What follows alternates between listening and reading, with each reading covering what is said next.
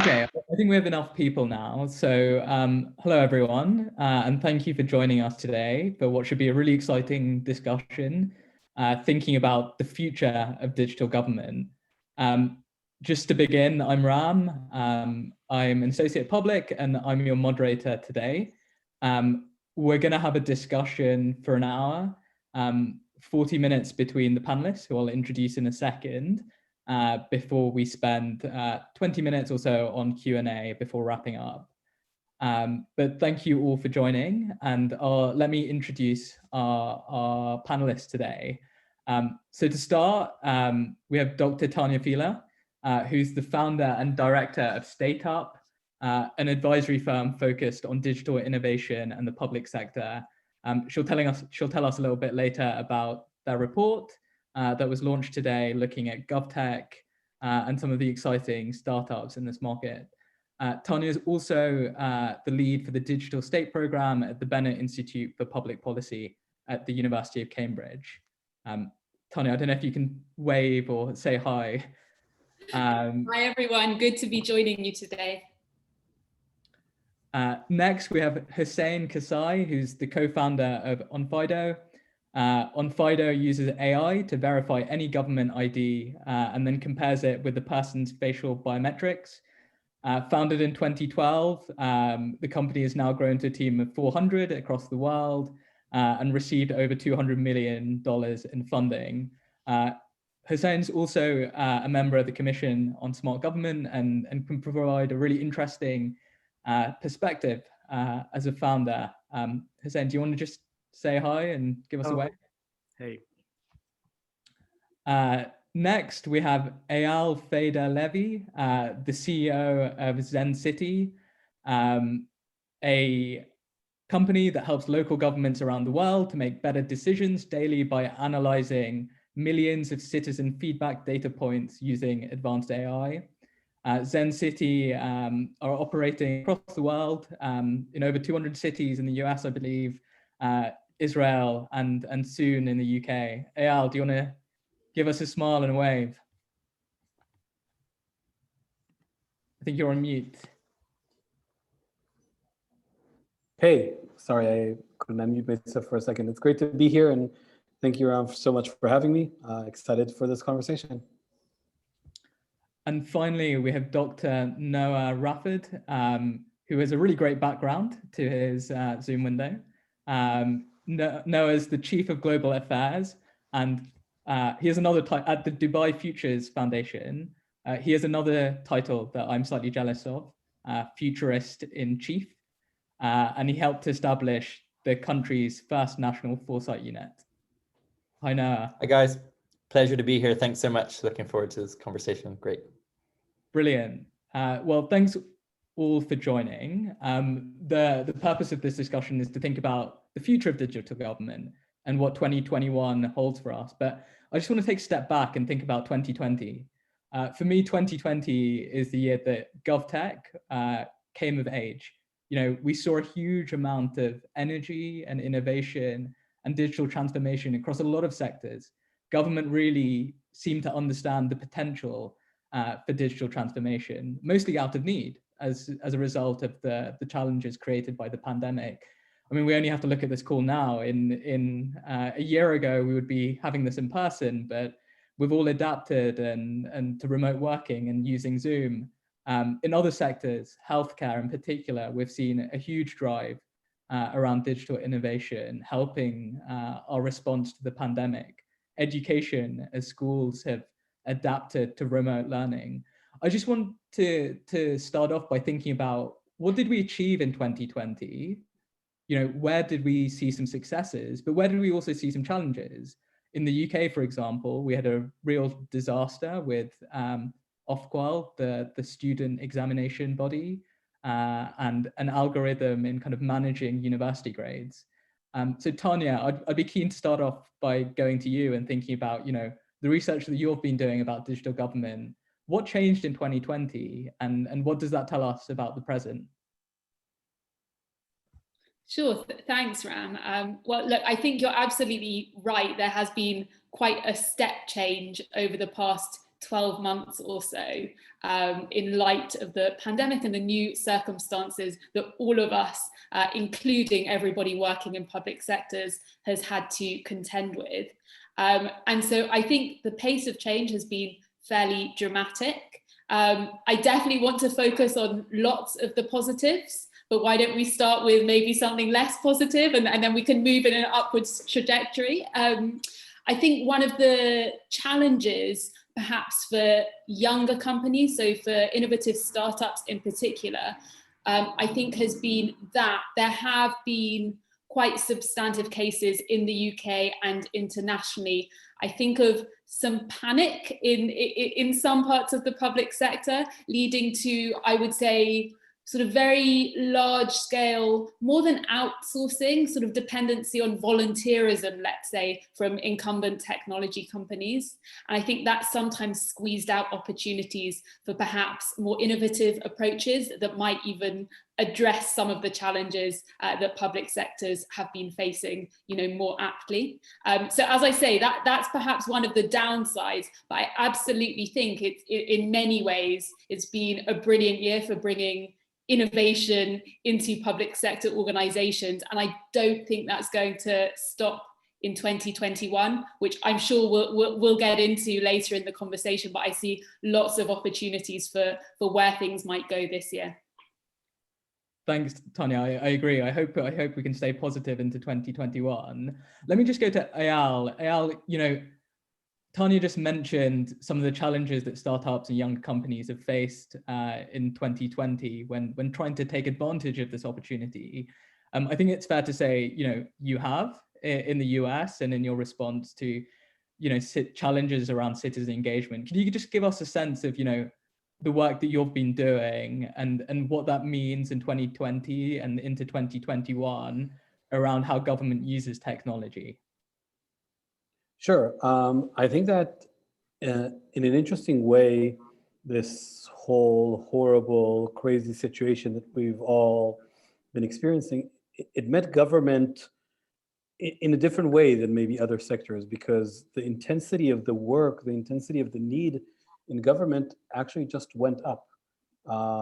Different levels of government found themselves on the front lines of managing this crisis from A to Z, whether it's serving aid to the most vulnerable members of our community, literally managing the health crisis, supporting local businesses and the economy at large, providing unemployment benefits, and just putting out reliable information to the different local communities that had to power through this very unexpected, very uncertain situation. And on an interesting level, I think in our industry, it was a strong propeller of a lot of processes that government was able to sit out on the sidelines for. For example, digital engagement in different ways, being able to communicate via video calls. Almost all of the cities and counties that I know have moved to online meetings, which is something a lot of them were reluctant to do.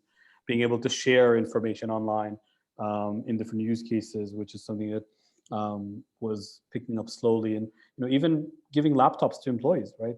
I don't know how many of you are in government, but a lot of my colleagues, and when I worked in government, I just couldn't get a laptop no matter how much I wanted one.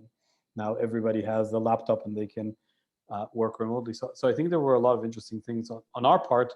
What Zen City actually does is that we help local governments quantify and understand the needs and priorities of the communities that they serve, which is a core need for a lot of these organizations, because eventually they're out there to provide services to their community and serve people in the best way as they can. And the way we do that is that we analyze conversations happening online. We look at what people are writing on social media and what they're messaging to their local government via email or text messages or call centers. And when the pandemic hit, we actually saw a much stronger need for our services because on the one hand, local governments had bigger needs that they needed to answer, and they needed to answer faster, right? They needed to decide, are we closing restaurants or not? Are we allocating funds to support artists in our community that cannot perform anymore? And on the other hand, they had no way to do some of the traditional things they would do, like in-person meetings, town hall conversations, run a survey with a quick turnover. So we ended up getting just a lot of inbound requests, and over last year we added over 100 local governments to our network. And what we've been seeing, which is to me probably the most exciting trend of this horrible situation, is that all these organizations just became much more data-driven in the way they make decisions, right? All of us kind of became that. We look at a lot of dashboards of how many new cases, how many people in critical condition, all that became part of our routine. And in government, that drove just thinking from a data-driven perspective, at least in my experience. And we were thrilled to be a part of that and aid a lot of our partners throughout that process. Really interesting, Eyal. And I'm just going to move over to Husayn, because I think there are some parallels with what you're doing. You know, when we think about digital identity and the issues that you work on, there are, you know, the questions around security and privacy have become really big conversation topics. And as part of the pandemic, we had to make a lot of changes around how we manage people and how we onboard people into new roles. I'd be keen to think about, you know, the bottom-up level and the work that you're doing around creating a secure infrastructure for people to carry on and manage the kind of challenges of the pandemic. Correct. In many ways, there's a whole host of different initiatives around digitizing different components of what we could do collectively as a society, in essence, to be able to more effectively get things done. And some of the key lessons over the last 12 months, for instance, the NHS app or the vaccine rollouts, and insofar as what scope there is to improve, I think everyone would agree that there's quite some way.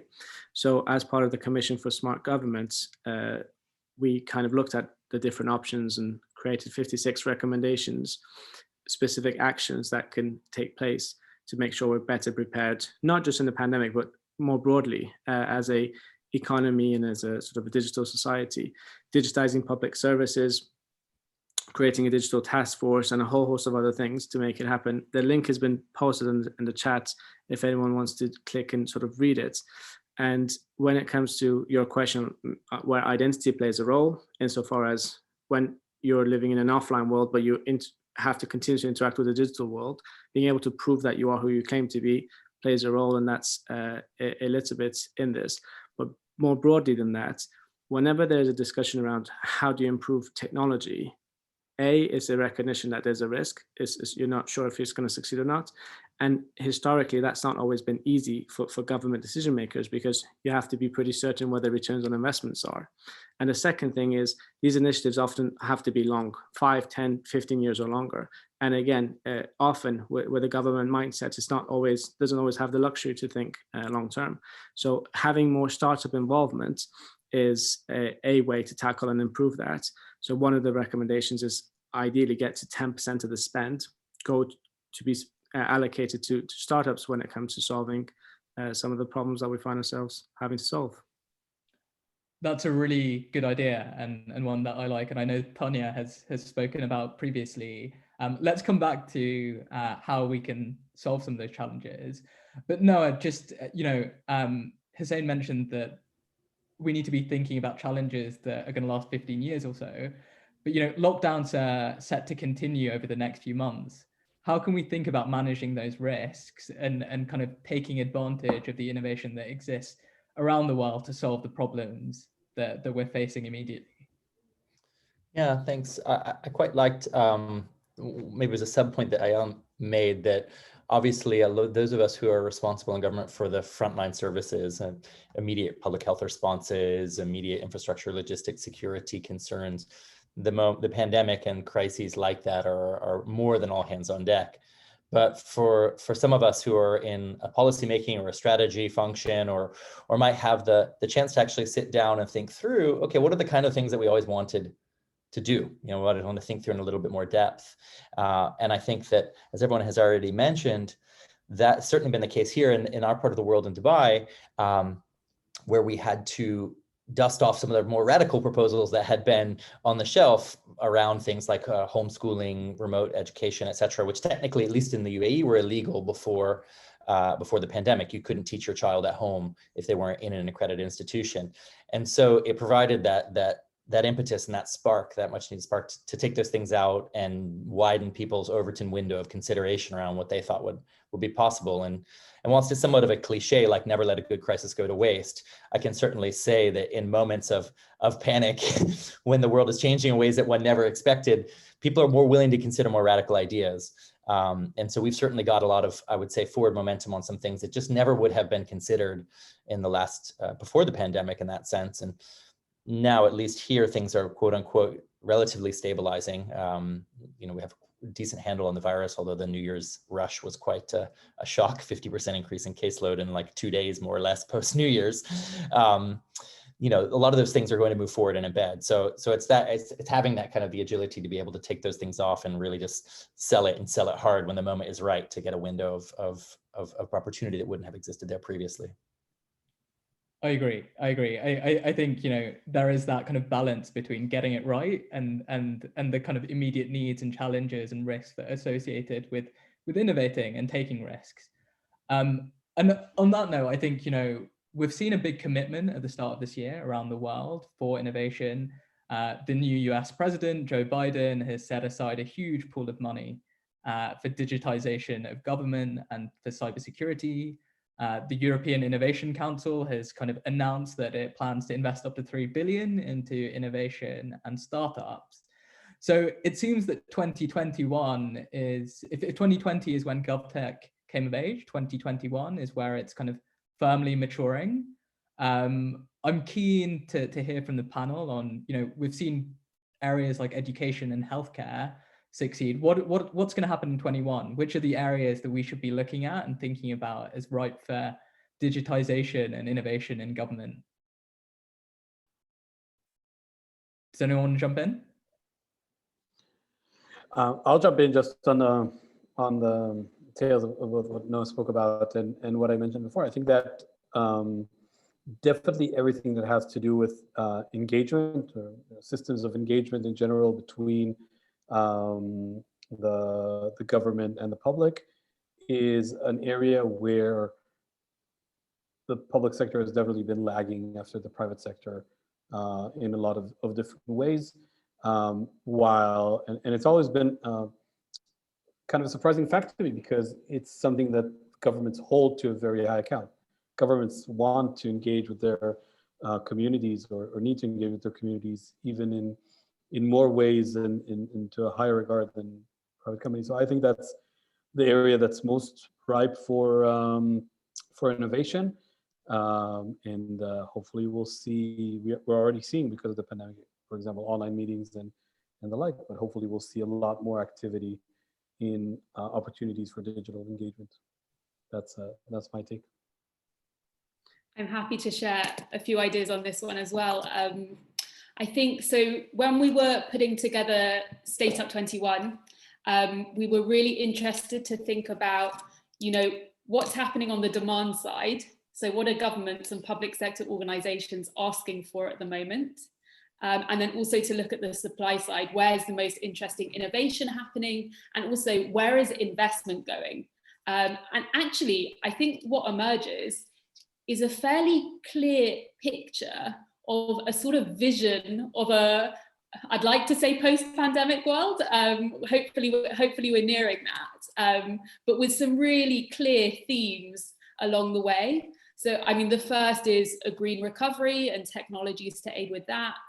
I think a second, and speaking to Eyal's point, a culture of at least some continued home working, including among public servants. I think a third area very much related to that is cybersecurity and the need for cyber secure exchanges of data. A fourth area is health and social care, broadly construed, but that's also a system that's resilient to future pandemics. And finally, and I think this also loops back to what Eyal was mentioning, which is a need for inclusivity in decision making. So for public servants to be able quickly to understand what a cross-section of citizens are thinking and feeling in order to support their decision making. So I think those 5 areas set out a rather holistic vision of the areas where there seems to be lots of focus and attention at the moment. And I don't think that will change. I would maybe just add that I think there is a subsector that isn't given so much attention, and I think is going to boom, whether it's this year or over the next few years, which is infrastructure and the built environment. So I think as we talk, around the world about building back better, there's also something literal to that, which is really thinking about infrastructure systems, how we ensure that we extract value from the data in infrastructure systems, not just when they're built, but across their whole life cycle. And to also thinking about how we re-energize and rethink how we actually construct the built environment so that it is better placed to support the flourishing of nature, not just humans. So I think those are some areas where we're likely to see lots of development in coming years. I would just add to Tanya's last point around infrastructure, and on governancesmarter.org, sort of the report's been listed where there are 56 different recommendations, and infrastructure is a big part of that, so that ideally digitization isn't thought of as just maybe one layer or a feature that is added on, but it's kind of end to end. A digital platform, API, open standards, a cloud-based infrastructure, and a whole host of other things. A national digital council, office for digital effectiveness, all these things that have been recommended, so that as a government entity, digitization's at the heart of it and is able to help not just third parties, such as charities and developers and others, but whoever is looking to use the digital capabilities to be able to get on with what they want to do, so that we can address all these issues in a more effective way. Can I think that's really interesting, and there are lots of points here, and in my mind there are kind of two sides to it. One is the kind of citizen-facing element, where I think the big challenge at the moment is around trust, and then the second kind of internal public sector facing side, where it's about thinking about infrastructure and skills. So I wonder if we can just kind of think about those two areas. Noah, I think the question of trust is really interesting. We've seen in the last few weeks how misinformation is having a huge impact on the way that government and citizens engage with each other. Eyal's, thinking about this every day. You have mentioned some of the kind of social changes that have been associated with transformation where you are. I'd be keen to think about how we can repair that trust and really kind of get buy-in from both sides around digital government. Yeah, and I'm so glad you mentioned that, because that trust is bidirectional. It's not just the state and the people, it's not the state and its neighboring states. In that sense, in the larger context, whilst the Trump administration might have kicked off the cybersecurity concerns vis-a-vis trade war with China, those tensions are playing themselves out in the international arena in a profound way, not just in this part of the world, in some of the Southeast Asian, North Africa, African context, but also within Europe and in North America as well. And how one relates as a state, as civil servants, to the infrastructure and their colleagues internationally is going to be one of the defining dimensions of the next decade, right? Let's just call it that. I mean, we already start to see this, and I'm not just talking necessarily about the explicit cyber attacks in the United States, but more of the infrastructural trade, political philosophy components that come with that. And that looks like it might be stabilizing, but there are fundamental structural challenges with the different political philosophical approaches to infrastructure, to conversations about privacy, to conversations about data access, to conversations about all of those larger, thornier issues at the geopolitical level, which are yet to be resolved and look like they're leading towards a bifurcation at the very least, if not a fragmentation of many different internets, many different infrastructures, many different kinds of access.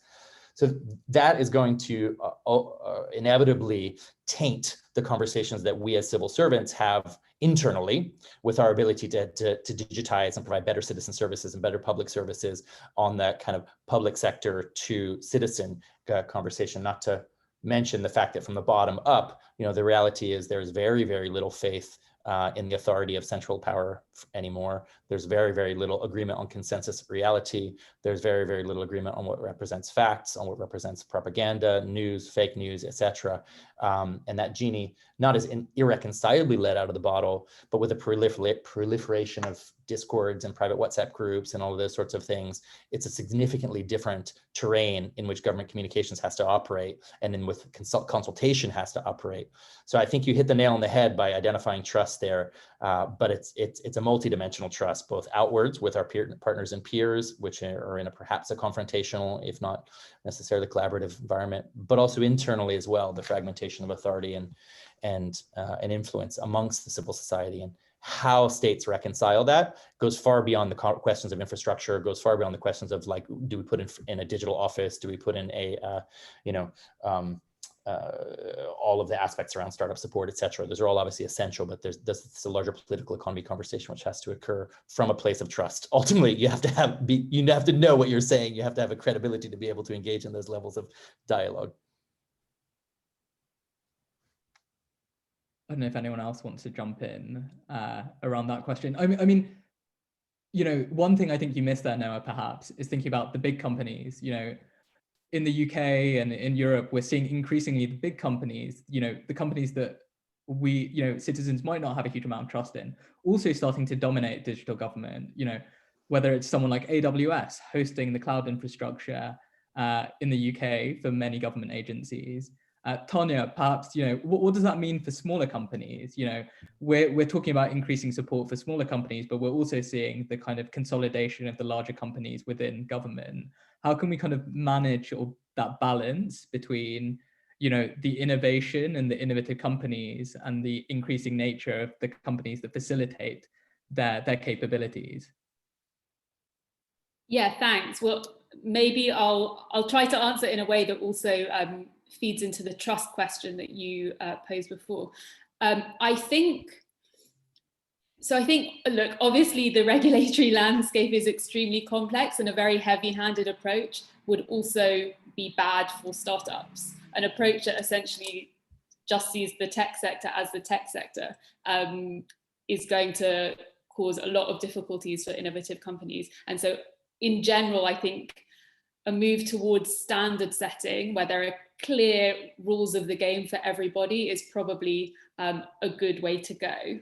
But just to think also about the specific relationship that we're seeing emerge between startups and larger technology companies in relation to trust, I do think it's interesting to see a real proliferation of companies that are trying to directly tackle issues of misinformation, of online safety, and so we're actually having to partner or work very closely with larger platform companies. And I think, you know, there's a bit of a pattern here, which is that companies that are performing particularly well in this space are essentially helping governments to encourage citizens to have trust in them. So both to have trust in them and the technologies that they're engaging. So that's super important because, you know, for companies in this space, the difficulty is it could go one of two ways. If you're at the intersection of government and technology, there's a real risk of not being seen as particularly trustworthy, you know, drawing on the trends that Noah was mentioning of actually some fairly deep distrust in institutions, but also often in technology and its providers. So there's a real imperative for companies in this space to prove their trustworthiness and to help governments also show themselves to be trustworthy. I think it's quite interesting to look at some of the companies in the misinformation space and the particular approaches they're taking. I mean, one company that comes to mind is Logically, which is a fairly young company focused on misinformation. And what I think is interesting in their approach is that they combine an artificial intelligence solution with a very substantive human fact-checking team. And I think that's really interesting because we know that the technology in that space is not yet sufficient alone to be able to remove all kinds of misinformation. And I think there's a certain honesty in having that human machine approach in tandem. So I think that's really interesting to see, and I would expect that we'll see lots of developments in that field over the coming years to support governments in that way. Yeah, logically are doing some really exciting things. But I wonder if we can actually make that question slightly bigger and think about, you know, that relationship between what's possible, what we actually can do with technology, and what we're still, you know, developing, or that point that we haven't reached yet. Eyal, you know, you're building a company that's providing tech services. What do you think, you know, the future holds for citizen engagement, and thinking about the future and the future technological developments that can allow government to gain trust with citizens and improve their decision making? What should we be thinking about? What should governments be thinking about? I'd love to say a few words on that, but I'll be a politician for a minute and hijack your question to say something else before I dive into that. And I just want to add my 2 cents on the trust issue that Tanya and Noah were speaking about. I think that there's one of the simplest ways to encourage trust between government and communities is to be open about the process. You know, open data is such an old concept already, and one of the problems with open data is that government just put data there. And one of the things we're seeing, for example, our customers do. I'll give a great example from city of Chattanooga, Tennessee. It's a city of about 250,000 residents, middle America. And they used our data to make big budget decisions. They're building their budget for 2021. And one of the most exciting things that they did was that they actually shared the report back with their community. They said, hey, people of Chattanooga, here's all of the input that we heard from you in all different channels about the issues that make up the budget. And that is what came into our decision of allocating, you know, this many millions to this and that many millions to that. And that, I think, is such a simple trust building exercise. You know, before we go into big misinformation questions and whatnot, just the fact that we can expose back to the community what we're basing these big decisions on can go such a long way, and can open a real, you know, if we get academic about it for a minute, a real public debate. Like we level the playing field, and we can actually debate about whether the facts, the data that we're basing everything on is true, and we can all be in the same page. So I personally am a huge believer in that. And a lot of the literature when it comes to public engagement and civic engagement talks about the necessity of being open and going full circle and letting the community know how their input was used. So just wanted to add those 2 cents. But on the question of the technology that you were asking, I think, of course, I'm super excited by what we can achieve with technology. That's why I do what I do. But one of the most important things to remember is that we need to think about what are the exciting problems to solve, and technology will follow. We as a startup made that mistake early on, right? I was just starting my PhD in smart cities, and my co-founder was from the public sector. We thought we knew better than everybody how technology can save the world. And we started building a lot of technology, writing hours and hours and hours of code. And we ended up building a lot of stuff that nobody needed or wanted or made any difference. And I think in the quote unquote smart city space that we're all kind of adjacent to, and in the GovTech space, especially Tanya, as you mentioned, as more and more of the big tech companies move into the opportunity within government, we oftentimes see cases where technology precedes the problem instead of the problem preceding the technological solution. And that is the worst of all worlds.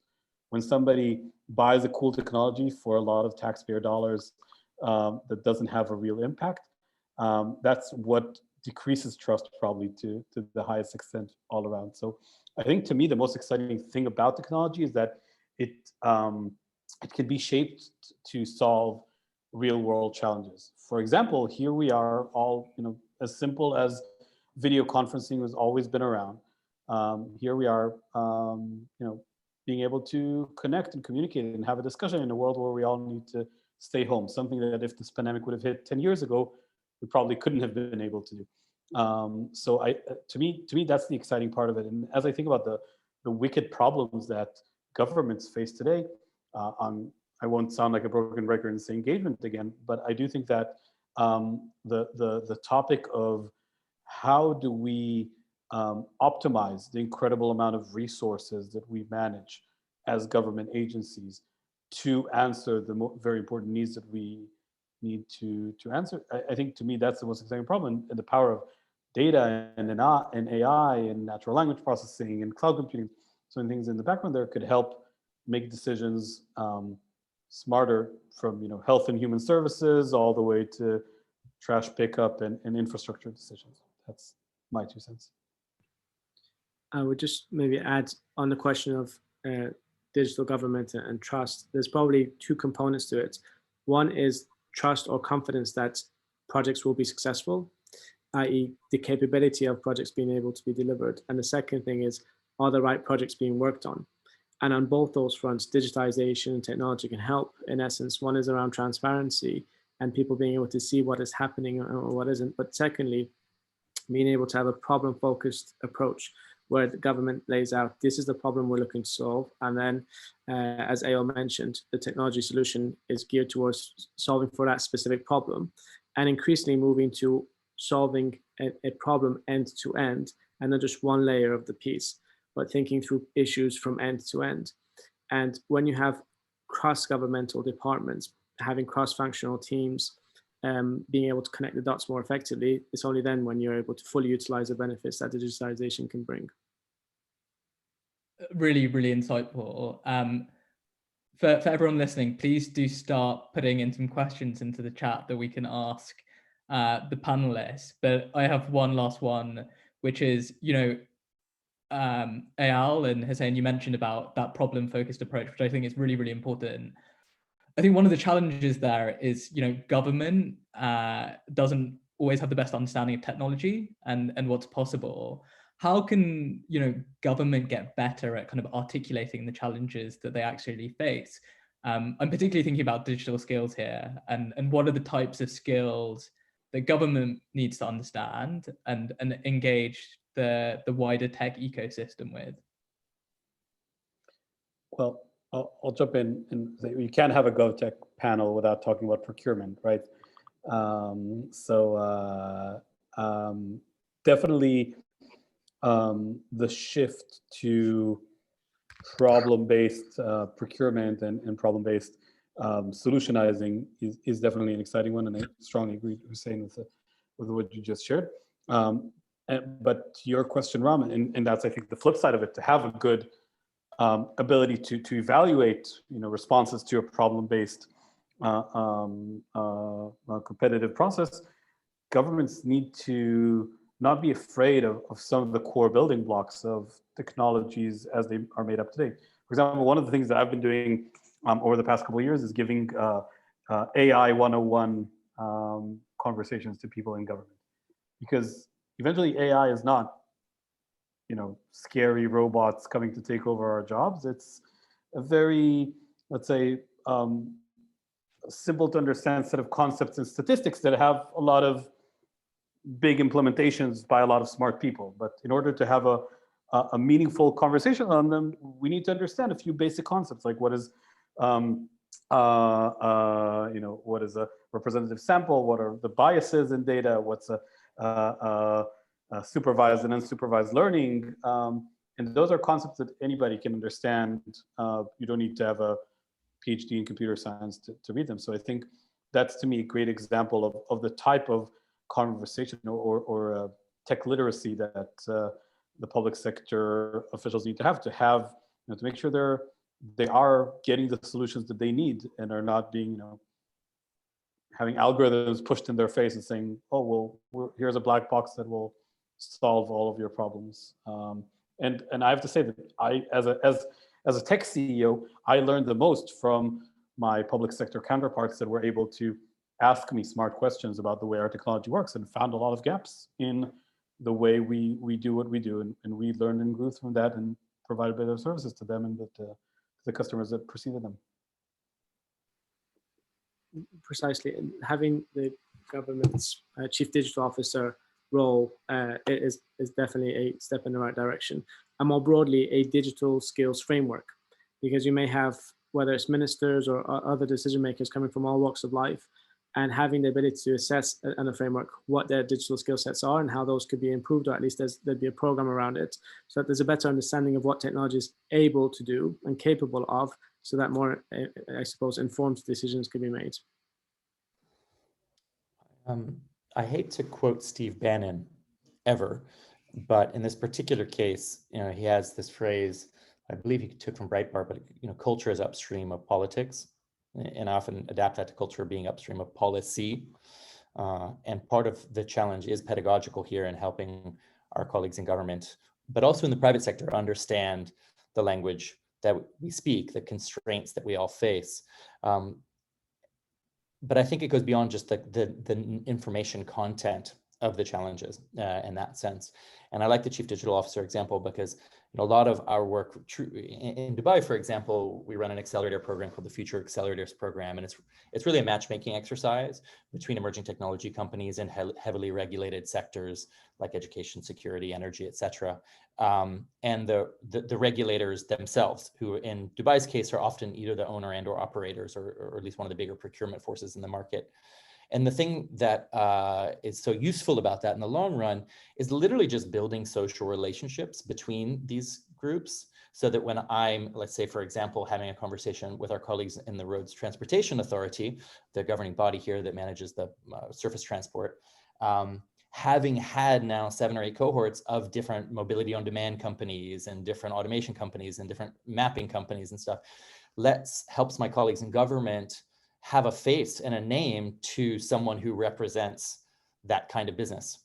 And usually those are good relationships. And so therefore there's actually a more of an emotional acceptance of the idea that, oh, these guys have a totally different business model than my state-owned taxi service or this mapping system. Yeah, of course we need some sort of public domain mapping for autonomous transport. It doesn't have to be all government owned and cloistered, but that comes from the relationship development component of that. And so much of what I feel is also the case on the opposite side, the move fast and break things approach, which thank God no one on this call would subscribe to in the public domain. But the reality is a lot of technology companies have a very high burn rate, and speed is our survival mechanism in that sense. Like, we have to deliver fast.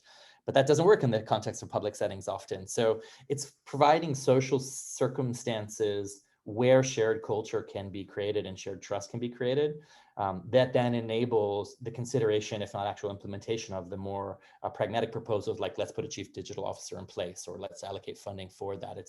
It's almost like, dating before one marries, I think. And it's really essential when we're talking, I think, about these really more exciting and profound shifts that digitization offers. Virtual identity, or business licenses without location dependence, or global pension plans, like all these sorts of things only successfully built upon an inherent personal trust and the idea that, like, we can actually build cool things together. It's not necessarily an oppositional relationship. Just to build on what Noah was saying about sort of building relationships within ecosystems, I think it's really important to stay focused on that when we think about information deficits and when we think about upskilling in general, because I guess the underlying question is, what is the purpose of that? Why do we need digital upskilling? Why don't we need more information sharing within the space? And actually, I think on the public sector side, often it's just about confidence building to actually go to the market and have the conversation in the first place. I think, I see this very often. There's actually a real anxiety about what a conversation would look like if they were to go to the market and try and understand the technologies available, the potential solutions or assistance available. So I think that has to be core to what we think about when we think about why we need to upskill. I also just want to add that I think when we think about where we're up to with GovTech now, it's still a young space. I think it can be easy to lose sight of that. It's still a young space, and as a result of that, I think there are still information deficits. It can still feel quite patchy and quite difficult to really get the lay of the land when it comes to GovTech.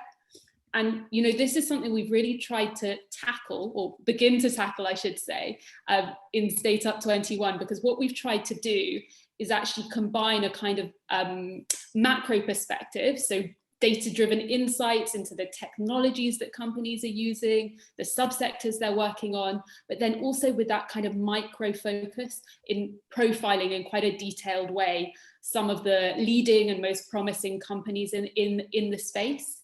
Because I think both of those sides together enable, first of all, public sectors hopefully to get more of a holistic overview of the possibilities for them, but then also on the other side,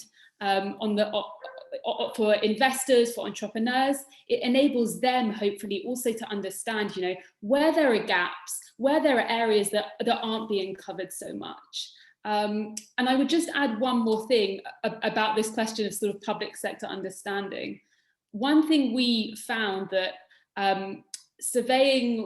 so we surveyed 450 companies that we think are really leading in the space. We weren't trying to go to thousands, but we were trying to really focus on ones that we think are very high quality.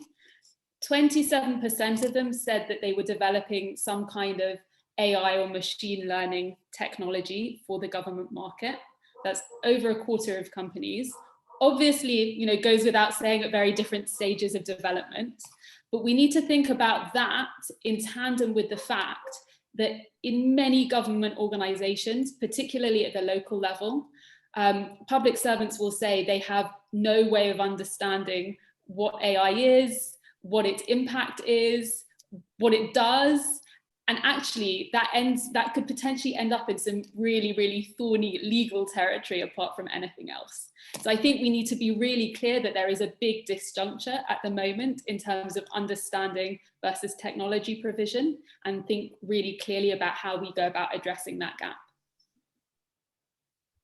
Yeah, I think a really, really strong message for us there, Tanya. So thank you for that. We haven't had a huge amount of questions in the chat. Please do add your thoughts in. I think my colleague Hugh has put in, given we're in a stage of learning lessons and settling on a route forward, what could Europe, and I'll extend that to globally, given your location, Noah, could Europe and the world be doing to build the necessary confidence in the next 6 months? I think we've touched on that in lots of different ways, but perhaps we could have a summary. Does anyone want to have a go there? Well, as an outsider, perhaps I can take a crack at this. So apologies in advance. I mean, I think it's a obvious statement to make, but most of us are still, if not literally in lockdown right now, struggling with the consequences and effects of that. So there's a very, the very simple reality of just delivering the vaccination process, the testing process, the tracking and tracing process in a way which isn't just a complete and utter dumpster fire that has to be the foundation of developing any trust in digitization moving forward, I think, because that's really the pain point for so many of us still, not just in Europe, but here as well. Okay. I would, sorry, just jumping in quickly. I think that as basic as it may sound, I think that the vaccine operation is a great test case for trust in government, and for building that necessary confidence, as you said, Ram, on two levels. A, literally, if we vaccinate the community fast enough, then that will allow us to go back to normal and will be the biggest catalyst to just stepping out of this crisis. And B, this is a state-run effort because of the nature of the vaccine market right now, meaning it is national and state governments that are buying and acquiring the vaccines, meaning that they are in charge of it. There is no, at least yet, a significant private market to these things. And like it or not, it is a government operation. And if it is a well-run government operation, it can serve to dramatically increase trust and build confidence with the community.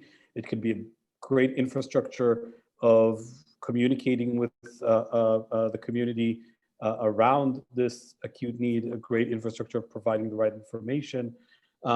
So this is, to me, a great opportunity for governments to shine and to create both strong human infrastructure and strong technological infrastructure to manage the relationships moving forward. So I would, if I am a senior government executive right now, I would focus a lot of my attention on how to run a successful vaccine operation. What is the digital infrastructure I need to do that? And how do I push out the right information to get people on board with getting vaccinated ASAP?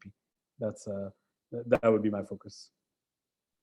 I totally agree. I think there's a big point there, both about confidence and trust and kind of tackling some of those anxieties that Tanya mentioned earlier by delivering a successful project. And I think that leads on quite nicely to a question that Ricky's put into the chat that, you know, these are 21st century tech challenges. We're talking about 21st century tools. Ricky asks, are government mindsets and approaches stuck in the 20th century? And how do we move them? I think we can think about that from a lot of different perspectives, right? Whether that's openness, whether that's about confidence, but also about things like procurement. I think it's sort of fair, and across the world, a lot of governments are like that, but not necessarily everyone. There are exceptions. We kind of often look up to whether it's Estonia, Singapore, and others who've done pretty impressive things. And in the Commission for Smart Governments, in the report, we kind of outline all the different areas that the government could be focusing on. A big part of it is a mind shift around what is possible. A second component is to think of these as long-term and transformational, and that there's infrastructure needed, digital infrastructure improvements needed within the workings of the government to then enable other good things to happen. And as a result, ultimately, it takes long-term planning and different initiatives to make it come about. Simon asks about a question that we haven't touched on around investment. Noah, you earlier said, you know, these companies often need to solve problems immediately for their life cycles. Investment is clearly going to be essential to growing the GovTech market.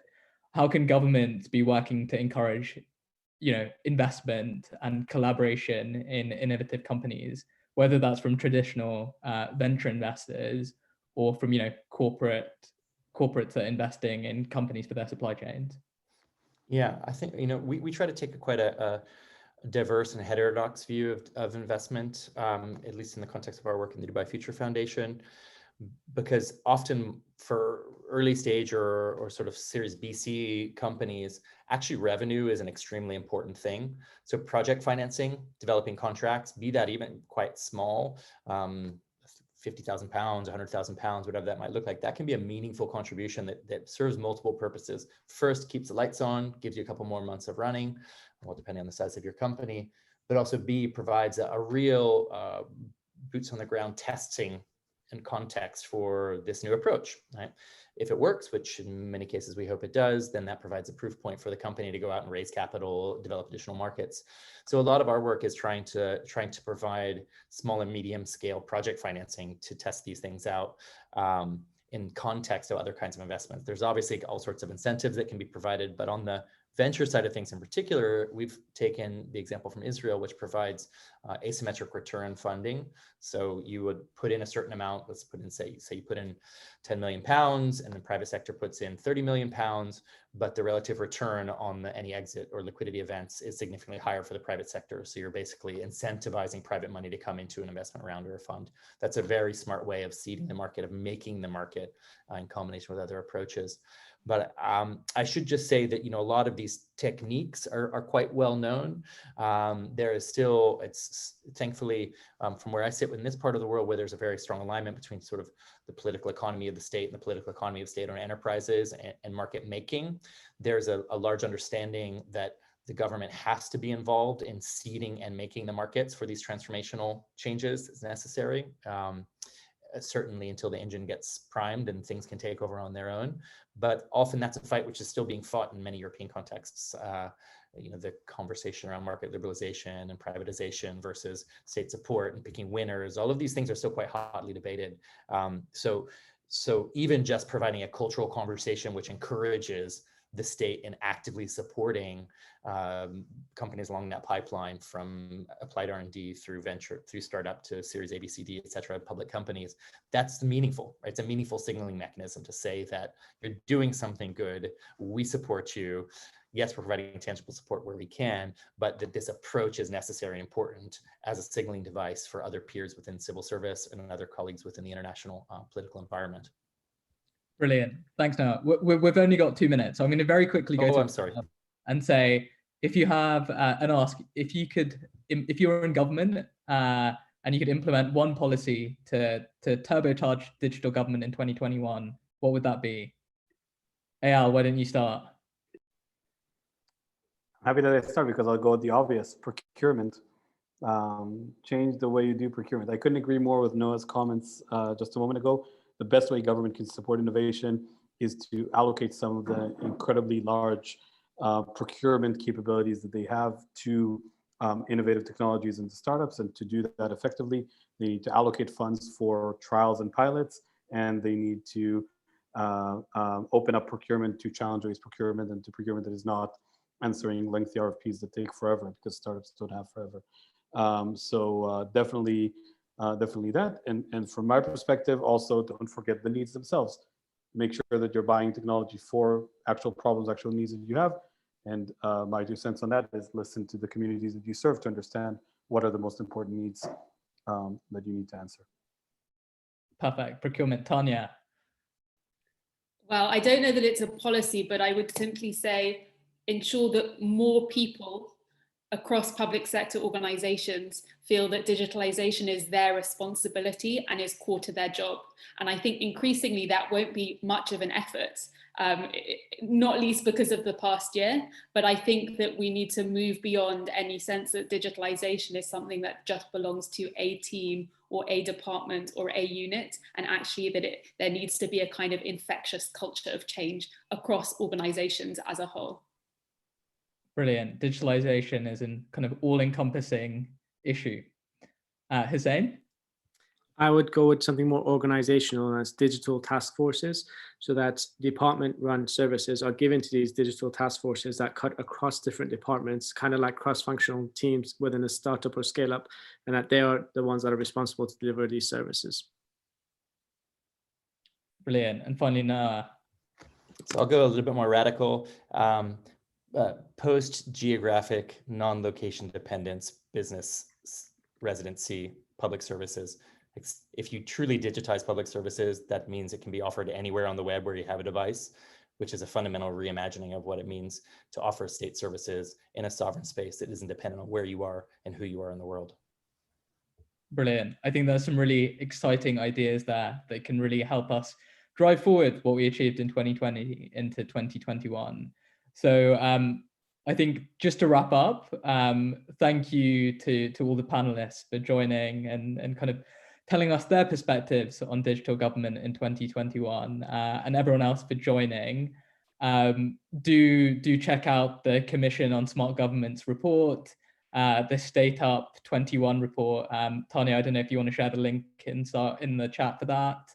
And do check out all the work that's happening in Dubai, and of course what Zen City are doing all around the world. Brilliant. I think we can end here. Thanks all. Thank you, Ram. Thanks to everybody. Thanks. Bye, everyone. Pleasure. Thanks, Thank everyone. you.